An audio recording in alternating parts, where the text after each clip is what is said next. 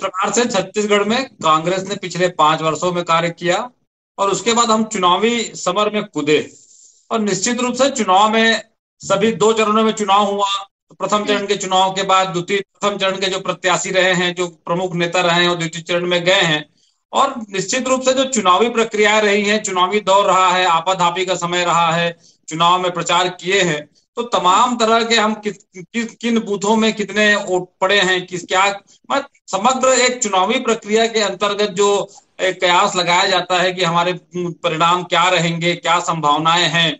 ऐसी स्थिति में और एक स्वस्थ मानसिकता के साथ और एक फ्रेंडली चर्चा करने के लिए ये परंपरा जो चलती है, ये चली जाती है। ये चाय पे चर्चा करते हैं, किसी प्रकार से हम चर्चा करते हैं तो निश्चित रूप से उसका सकारात्मक परिणाम सबके सामने आता है।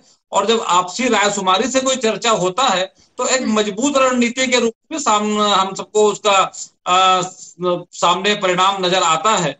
निश्चित रूप से अब चूंकि चुनाव में अभी 3 तारीख को गिनती होनी है, तो 3 तारीख से और अभी हमें 22 तारीख से है, तो एक हफ्ता लगभग समय का है। तो इस समय के दौरान में हमारी जो कनेक्टिविटी है, आपस में सामंजस्य है, मेल मिलाप है, वो और प्रगाढ़ हो। ऐसे भी प्रगाढ़ तो है ही, लेकिन आगे आगामी रणनीति क्या हो, इस प्रकार की चर्चाओं के लिए आयोजन किया जाता है।